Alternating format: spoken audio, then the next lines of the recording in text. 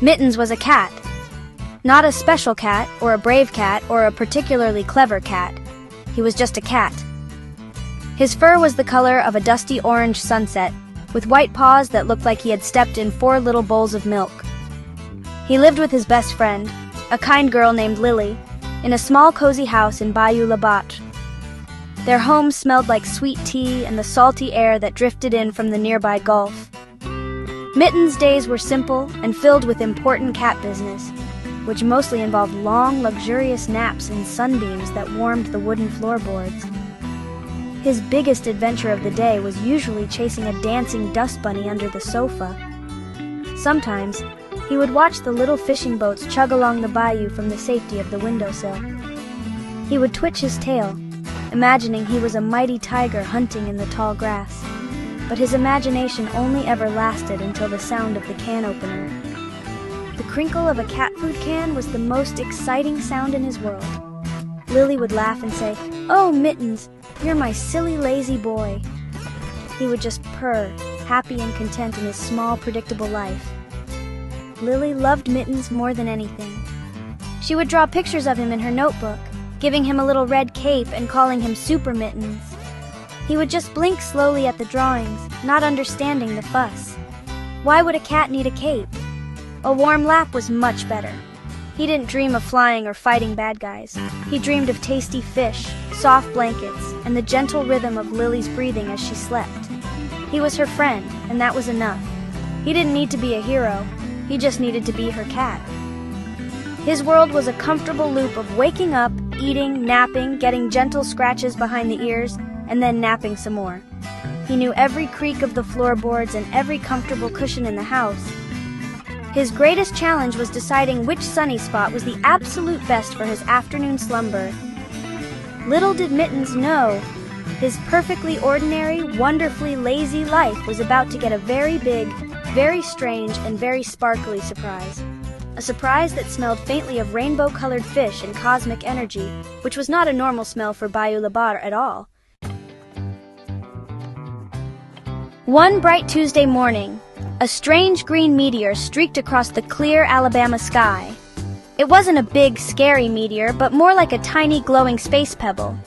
It zipped past the big oak trees and landed with a soft plish right in the middle of the bayou.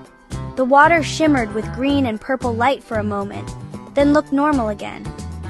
A moment later, a strange-looking fish, glowing with all the colors of a rainbow, swam out from where the meteor had landed. This was no ordinary fish. It was a cosmic, super-powered space fish. It swam right up to the dock behind Lily's house. That same morning, Lily's dad came home from a fishing trip. "Look what I caught," he announced, holding up the shimmering rainbow-colored fish. He had never seen anything like it. Lily and her mom were amazed by its beautiful, glowing scales. "It's too pretty to eat," Lily's mom said. So they decided to keep it in a big glass bowl for a little while. Mittens watched the fish from across the room, his eyes wide with feline fascination. He had never seen a fish that sparkled. It was much more interesting than the boring brown fish in his food bowl. Later that afternoon, while everyone was busy, Mittens saw his chance. The sparkly fish was just swimming in circles, looking delicious. His cat instincts took over. He crept closer, his tail twitching back and forth. With a mighty leap for such a lazy cat, he landed on the table next to the bowl. He dipped his paw in, quick as a flash, and scooped the glowing fish out. He didn't wait. He gobbled it up in one big, sparkly gulp. Gulp! A funny feeling immediately spread through his body. It was tingly, like his fur was fizzing. Suddenly, Mittens felt different. He felt strong. He felt bouncy. He looked at his paws, and a little spark of green energy popped from his claw. He felt a strange rumble in his chest. Not a purr, but something more powerful. He looked at the ceiling and had a sudden urge to fly. He wiggled his body and floated an inch off the ground. Whoa! He wobbled in the air like a furry balloon before plopping back down on the floor. Mittens had eaten a cosmic space fish, and now he was a super cat. His napping days were officially over. Mitten's first chance to be a hero came when Lily couldn't find her favorite red crayon. She was coloring a picture and looked everywhere. "Oh no! I can't find my best crayon," she said sadly, looking under the table. Mittens, hearing the sadness in her voice, knew he had to help. He closed his eyes and concentrated really, really hard. Suddenly, he could see through things. He saw through the sofa cushions, through the toy box, and aha! He saw the little red crayon hiding under the rug. He trotted over, confidently pawed at the rug, and revealed the missing crayon. "Mittens, you found it! You're the best!" Lily cheered, hugging him tightly. The next problem was a bit trickier. Lily's dad was trying to fix a leaky pipe under the sink. He couldn't reach a dropped wrench that had fallen into a dark corner. "I just can't get it," he grumbled. Mittens saw his chance. He took a deep breath and his body began to stretch like warm taffy. He elongated his neck, making it super long, and snaked his head under the sink. He gently grabbed the wrench with his teeth and pulled it out, dropping it right by Lily's dad's hand. Her dad stared, blinked, and shook his head. "Well, I'll be," he muttered. "That's one helpful cat. But being a hero isn't always easy, and Mittens made a mistake." He saw Lily's mom struggling to get a kite down from a tall tree in the yard. "I can get that," Mittens thought. He crouched down and prepared for a super jump. He aimed for the kite, but used way too much power. Whoosh! He shot past the kite like a furry orange rocket, flew right over the house, and landed with a clumsy thump in a soft bush on the other side. He came out covered in leaves, feeling a little dizzy. He hadn't helped at all. He had just gone way too fast and missed completely. From the bush, he watched as Lily's mom used a long stick to gently poke the kite free. He realized that sometimes super speed wasn't the answer. Sometimes you just needed the right tool and a bit of patience. Feeling silly, he trotted back to Lily, who giggled and picked the leaves out of his fur. "Silly kitty," she said. "You don't have to fly to be my hero." Mittens purred.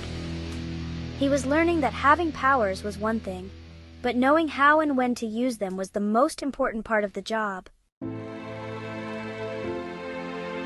Mittens soon became the little hero of the house. He used his super hearing to find Lily's lost toys before she even knew they were missing. He used his super speed carefully this time to catch falling glasses before they could hit the floor. He even used his new powers for simple cat things, like getting the best spot on the highest bookshelf for a nap. He was still the same Mittens. He loved naps and tasty treats, but now he had a new purpose. He loved the feeling of helping his family, of seeing their happy and surprised faces. He was their secret furry protector. One afternoon, a big storm rolled into Bayou Labat. The wind howled and the rain poured down. A little bird's nest, full of chirping babies, was knocked from a branch and was about to fall into a big puddle. Mittens saw it from the window. He didn't hesitate. He zipped outside, braving the rain, and with a gentle puff of super breath, he levitated the nest and carefully placed it in the safety of a low, sturdy bush.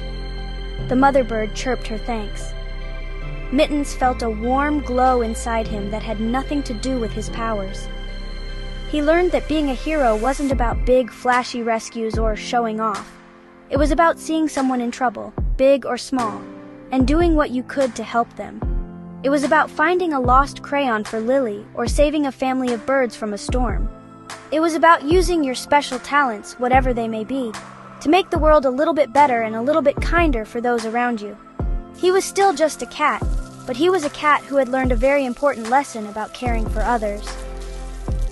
From that day on, Mittens continued his quiet adventures in Bayou La Batre. He was no longer just Mittens, the ordinary cat. He was Super Mittens, the hero of his home and his family. He showed everyone that you don't need a cape or cosmic powers to be a hero. All you need is a brave heart, a kind spirit, and the willingness to help a friend in need. And maybe, just maybe, a good nap and a sunbeam afterward, because even superheroes need their rest.